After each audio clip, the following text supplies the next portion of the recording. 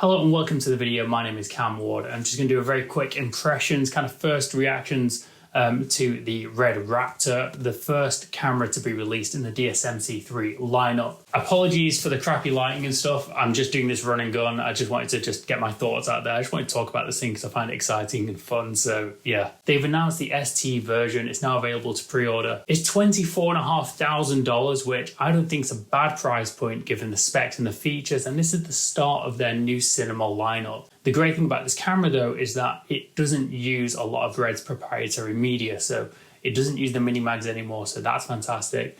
And I expect a whole load of new accessories to be announced which work directly with this camera. Now, one of the first accessories to be shown off is the new Red monitor in collaboration with SmallHD. I'm sure this will be a fantastic monitor, but one thing I did notice is that it had a cable, and one of the best things about Red cameras, especially DSMC2, is that they were all very integrated. The cableless monitor for me was a fantastic feature when I had my Scarlett W. It's a very small minor thing, but a lot of people on the Komodo would have loved a full cableless setup as well. Before I just delve into the features of this camera, I know a lot of people might be new to my channel, so I just wanted to say, first of all, hello, but secondly, who am I? I'm a director, cinematographer, editor. I do a little bit of everything. Generally at the moment, I'm not necessarily in the market for a camera such as the Raptor. The next camera I'll be looking to pick up is the Red Komodo, and I'm currently on the Blackmagic Pocket 4K. In the past, I've used the Red Scarlett W on festival work, music videos and commercials, all kinds of different work. Take what I say with a grain of salt because I've not seen footage from this camera yet, and no one should be rushing to pre-order this camera for almost $25,000, having not seen any footage from it or having had their hands on it yet. That'd be pretty wild. I don't know who's ordering cameras, just pre-ordering them on the hype, but I wouldn't advise doing that. My experience with Red is that I used to own a Red Scarlett W. I love that camera, it was great, but I sold it in anticipation for the Komodo, and I've not got around to getting a Komodo yet because I'm on the Blackmagic Pocket Cinema Camera 4K, and I love that camera. So yeah, it's working for me right now as it is. And like I say, I direct more at the moment, so I've had less need to buy a cinema camera for myself. That being said, a lot of the DOPs that I work with opt to go with the Alexa, just purely for the look, and I do personally prefer the look out of the Alexa as well. That's just my taste, and yours may differ, so that is what it is. When I was working at like Tomorrowland, Creamfield, Ultra Miami, the Red cameras were the go-to for the production teams. You'd always see them with those cameras, and that's one of the things that influenced me to buy the Scarlett W at the time, because it's a great all-in-one camera. You can just run and gun with it, and this new smaller form factor of the Red Raptor looks like it'll be perfect for that, especially with all these frame rate options as well. So I can definitely see this camera being adopted by the high-end festival world. Now, first things first, will I be buying the V-Raptor? Will I be buying this camera?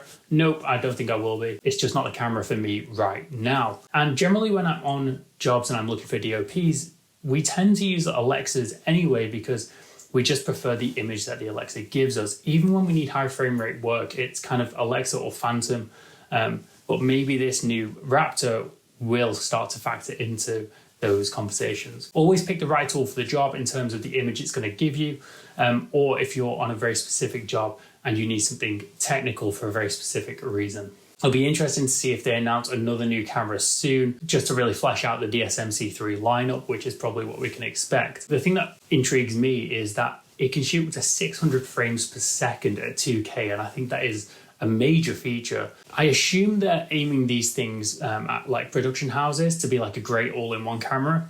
It can shoot 8K at 120 frames per second at full frame. If you drop it to 6K, it goes to Super 35. This camera covers everything. If you need super slow-mo or you just want beautiful high-resolution footage, pretty amazing that they can do all that at this price point as well, because at this point, it's starting to compete with a Phantom camera. So it's very, very exciting to see what they can pack into such a small package as well. It's like it looks a little bit bigger than the Komodo, so love the form factor they're going for.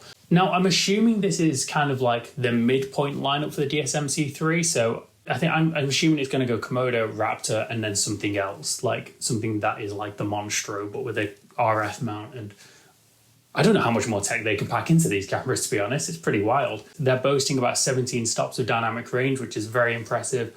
but always take that with a grain of salt. It'll be interesting to see how this camera performs under low light. Given a full frame sensor, I'm thinking it'll probably do pretty well. You know, it's got all the different bits and bobs you'd want built into it, which is great. XLR, usually they're like an adapter, or you have to have like an add-on pack, so it's great to see all this built in, as you'd expect for a camera of this price point. Shame we don't see any internal ND filters, actually. This thing will probably burn through data, so I'm interested to see how that goes at 8K 120 frames per second. RF mounts, really happy that is being adapted now and more cameras are using it. Blackmagic, take notes, please use it. To be honest, all looks pretty good. Like, I think the frame rates are the key thing here. The frame rates and the size of the camera and the RF mount are the three key kind of takeaways for me. It'll be interesting to see footage from this camera. I'm sure it'll look fantastic.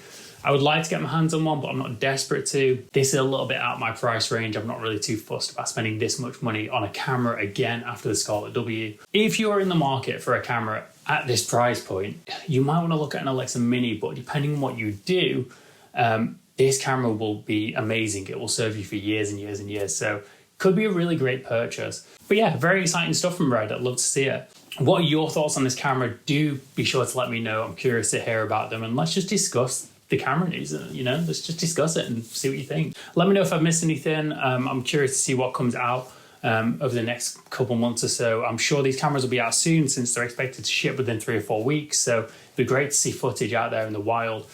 That's me. Have I got any more notes on this thing? Not really. Yeah, let me know what you think in the comments below. If you enjoyed this video, please be sure to hit like and subscribe. Please be sure to hit like and subscribe. Like I said, very fast-paced video, just getting this out there. Sorry if it's a bit rough and ready and not up to the usual standards. I mean, they're all like this, really, because it's just YouTube. I just do this for fun and just something to do. So, yeah.